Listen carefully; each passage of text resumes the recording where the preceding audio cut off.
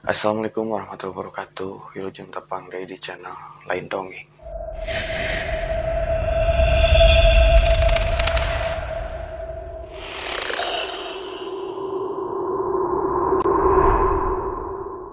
Oke dulur kabeh, ayeuna urang rek cerita.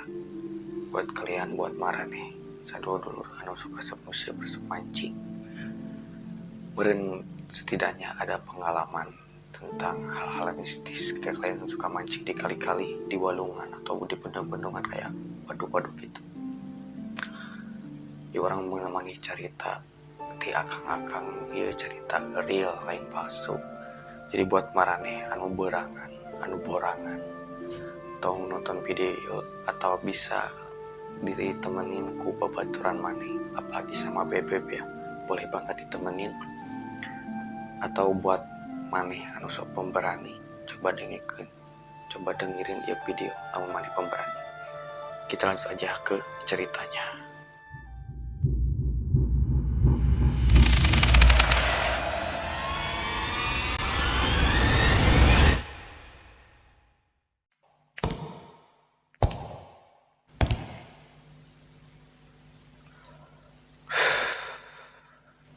Buat perkenalan, tokoh kita sebut saja ya Dito Antonan Budi. Itu nama samaran, bukan nama asli mereka ya.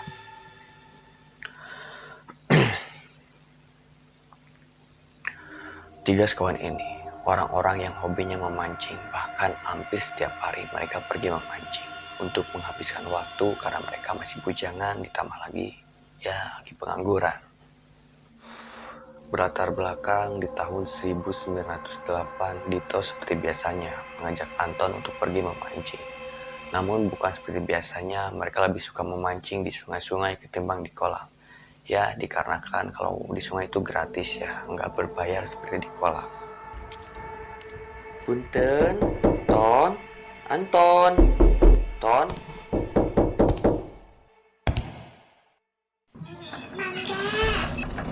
Namun yang nyaut bukan Anton, tapi ibunya. Disitulah ibu Anton sedikit marah.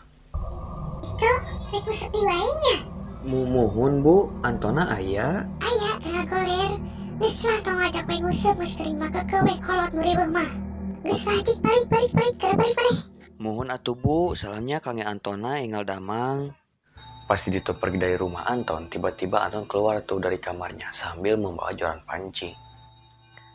Dit, kalam daguan uing, jangar di mage. Nah, kemudian si Anton pun pergi tuh sama si Dito. Anton di situ menghiraukan omongan ibunya yang sudah melarangnya untuk pergi.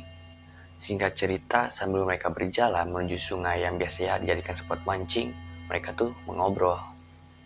Dit, ari si Budi naha teu disamper. Oh, si Budi nage ngesingit gawe tengah ngajak-ngajak ka urang. Anjir tega gawe ka mana kitu? Jeung wana ka Jakarta. Heueuh baelah sasahiji aya nu gawe poe jelema urang pengangguran wae nya ti baheula. Teh mah geus balik rek diajak nguseup ku uing me numpang meuli keur udud hehehe. Iraha balik nage karek edit gawe maneh mah. Singkat cerita, mereka sampai tuh di sungai spot mancing tuh yang bisa jadi mereka tempat mancing. Nah, saat dia lagi persiapan, tiba-tiba turun tuh hujan gerimis. Ton laka hujan euy. Wah, baelah keur hujan kieu mah laukna bari hijil geura. Nah, di sini tuh si Anton begitu semangat dan menghiraukan hujan itu. Ya, walaupun sambil basah kuyup, Anton mendapatkan stek pertamanya tuh. Hingga selama beberapa menit, dia terus mendapatkan ikan. Beda tuh dengan si Dito, belum mendapatkan ikan sama sekali. Kemudian, tiba-tiba hujan pun menjadi deras. Ton hujanan ki badag euy, geus urang kasaung heula. Baelah karalus ieu beda da hari nu di Bagong mah hepes meer dibere hujan seutik hahaha. Anton pun menyuruh Dito duluan tuh untuk berteduh. Namun dengan sifat Dito yang keras kepala, dia masih memancing dengan badan yang sudah ya basah kuyup lah. Tahu kan lagi hujan gitu. Ditambah lagi hujannya deras. Tiba-tiba petir pun terdengar. Di situ Dito memanggil-manggil Anton untuk cepat-cepat berteduh. Ton, kadi kasaung maneh teh hujan buludug ieu Kalem dit, ieu menang diduh lumayan jigana badag ieu kalemnya. Nah, saat dipanggil-panggil Dito, si Anton tuh lagi strike lagi mendapatkan ikan yang sekian kalinya. Ketika Anton lagi asik-asik narik ikan, sendal Anton tiba-tiba terjatuh tuh ke sungai dan dia malah turun untuk mengambilnya. Nah, dari sini nih, Air dari hulu sungai semakin besar dan naas si Anton tidak menyadarinya. Dan seketika itu pun Anton terbawa oleh arus sungai yang sangat deras. Nah, dari kejauhan, si Dito yang sedang berteduh di gubuk mendengar tuh suara teriakan. Dit, tolongan Dit. Astagfirullah, Anton. Si Dito pun berlari tuh ke tempat di mana Anton memancing. Namun Dito hanya menemukan sandal Anton yang tinggal sebelah. Dan si Dito pun memanggil-manggil si Anton. Ton, di mana maneh Ton? Anton. Dito mencari si Anton, namun tidak kunjung ketemu. Hujan pun reda dan waktu sudah mulai malam. Dito pulang langsung ke rumah Anton. Siapa tahu si Anton sudah ada di rumah kan. Sesampainya di rumah Anton, Punten, Ton, Anton. Kunaon mana jika udah curi? Mana si Anton? Nah, mana sorangan? Dito pun menjawab, bukannya Anton sudah pulang. Nah, si Dito terheran tuh di sini. Ya dikarenakan si Dito kan udah mencarinya di tempat dia mancing, malahan mencari dia sampai berjam-jam ya kan.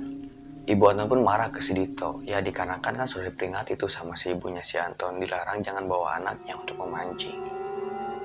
Singkat cerita, karena sudah terlalu malam, tuh satu desa pun mencari Anton tuh di tepian-tepian sungai, namun tidak kunjung ditemukan. Nah, diputuskan tuh oleh salah satu aparat desa untuk menghentikan pencariannya karena berbahaya dan dilanjutkan besok.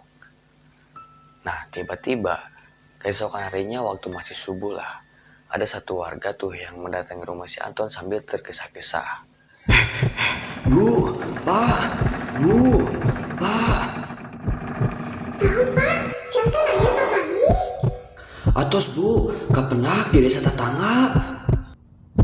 Nah, si ibu pun senang dong. Tanpa mendengar penjelasan si warga itu, si ibu pun langsung bergegas ke desa tersebut.